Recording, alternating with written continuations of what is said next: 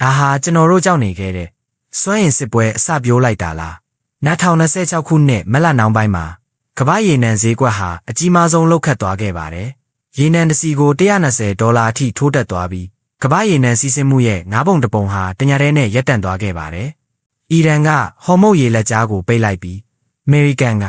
48နာရီအတွင်းတိုက်ခိုက်မယ်လို့ရာဇတန်ပေးလိုက်ပြီးအစ္စရေးနဲ့ဟူသီတွေကလည်းစစ်မျက်နှာတစ်တွေဖွင့်လိုက်ပြီးကျွန်တော်တို့ကမ္ဘာကြီးဟာ1990ပြည့်လွန်နှစ်တွေနောက်ပိုင်းအဆိုးရွားဆုံးစွမ်းအင်ကျက်တဲနဲ့ရင်ဆိုင်နေရပါပြီဒီပလိပခတ်ရဲ့နောက်ွယ်မှာဘာတွေတကယ်ဖြစ်နေတာလဲဒါဟာတကယ်စစ်ပွဲလားဒါမှမဟုတ်ရေနံဈေးကွက်ကိုကစားနေတဲ့နိုင်ငံရေးလက်ကွက်လားအခုပဲအသေးစိတ်ကြည့်လိုက်ရအောင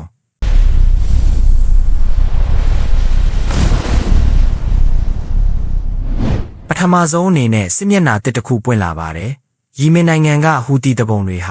ာဒီစစ်ပွဲတွေကိုတရားဝင်ခြေစုံပစ်ပါဝင်လာခဲ့ပါပြီသူတို့ဟာအစ္စရေးကိုဒုံးကျည်တွေနဲ့တိုက်ရိုက်ပစ်ခတ်လာရုံတင်မကပဲကမ္ဘာကုန်သွယ်ရေးရဲ့လေပင်လို့ခေါ်တဲ့ဘပ်အမန်တပ်ရေလက်ကြားကိုပါပိတ်ဆို့မယ်လို့ချိန်ချောက်လာပါတယ်ဒါဟာပင်လယ်နီကတဆင့်သွားလာနေတဲ့ကုန်စည်စီးဆင်းမှုအားလုံးကိုတစားခံလုပ်လိုက်တာပါပ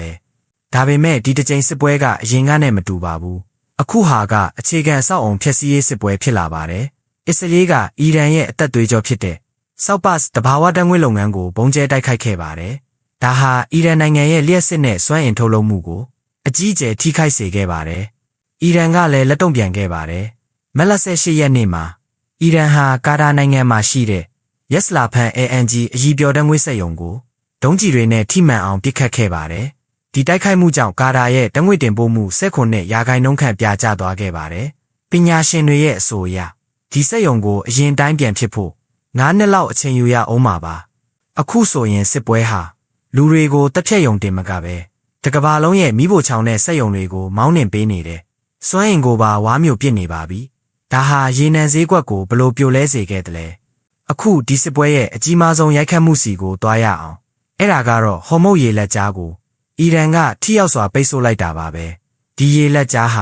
ကမ္ဘာရေနံနဲ့တဘာဝဓာတ်ငွေ့စုစုပေါင်းရဲ့90%ဖြတ်တန်းရာအသက်သွေးကြောပါအခုတော့အဲ့ဒီလမ်းကြောင်းဟာလုံးဝရပ်တန့်သွားပါပြီတရက်ကိုရေနံစီပေါင်း30ခန့်ဟာတင်ပို့လို့မရပဲပိတ်မိနေပါတယ်ဒါဟာကမ္ဘာရေနံလုပ်ငန်းတမိုင်းတစ်လျှောက်မှာအကြီးမားဆုံးထောက်ပံ့မှုပြတ်တောက်မှုပါပဲဒီနောက်ဆက်တွဲအနေနဲ့ရေနံစိမ်းဈေးနှုန်းဟာတစ်စီကို$120အထိထိုးတက်သွားခဲ့ပါတယ်ရေနံတင်မကပါဘူးဥရောပမှာတဘာဝဓာတ်ငွေ့ဈေးနှုန်းတွေဟာလည်းမြင့်တက်သွားပါတယ်ကမ္ဘာစတော့ရှယ်ယာဈေးကွက်တွေဟာလည်းအကြီးအကျယ်ထိုးဆင်းသွားပြီ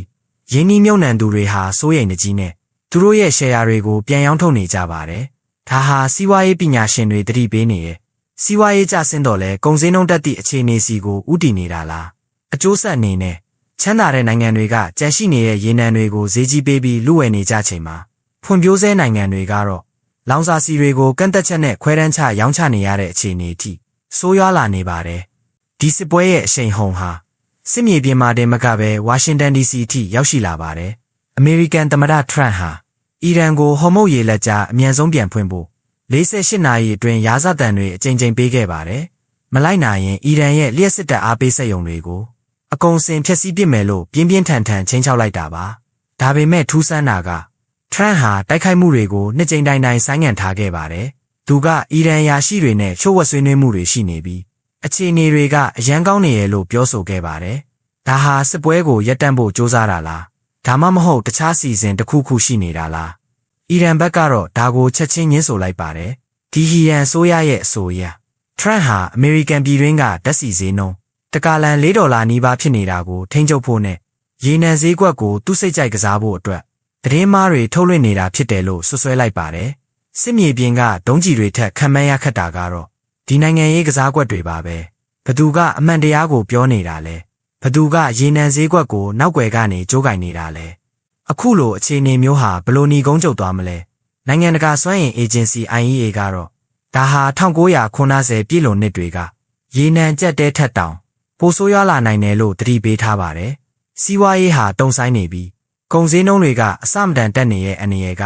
ကျွန်တော်တို့အားလုံးရဲ့တကားဝကိုခောက်နေပါပြီဒီစစ်ပွဲကတကယ်ပဲကမ္ဘာစစ်ကြီးစီကိုဥတီသွားမလားဒါမှမဟုတ်ရေနံဈေးကွက်ကိုထိန်းချုပ်ဖို့စ조사နေတဲ့နိုင်ငံရေးကစားကွက်တစ်ခုအဖြစ်နဲ့တင်ပြီးဆုံးသွားမလားဆိုတာကတော့လာမယ့်ရက်ပိုင်းတွင်းမှာထွက်ပေါ်လာမယ်သမ္မတထရန့်ရဲ့ဆုံးဖြတ်ချက်တွေအပေါ်မှာအများကြီးမူတည်နေပါတယ် နိုင်ငံတကာကစိတ်ဝင်စားစရာသတင်းချက်လက်တွေနဲ့ဗဟုသုတအကြောင်းအရာတွေကိုအမြဲတမ်းဆက်ပေးနေတယ်ကျွန်တော်တို့ရဲ့ channel ကိုလည်း follow လုပ်ထားဖို့မမေ့ပါနဲ့အောင်ကြည့်ရှုပေးခဲ့ကြတဲ့အတွက်ကျေးဇူးအများကြီးတင်ပါတယ်နောက်ဗီဒီယိုမှာပြန်တွေ့ကြမယ်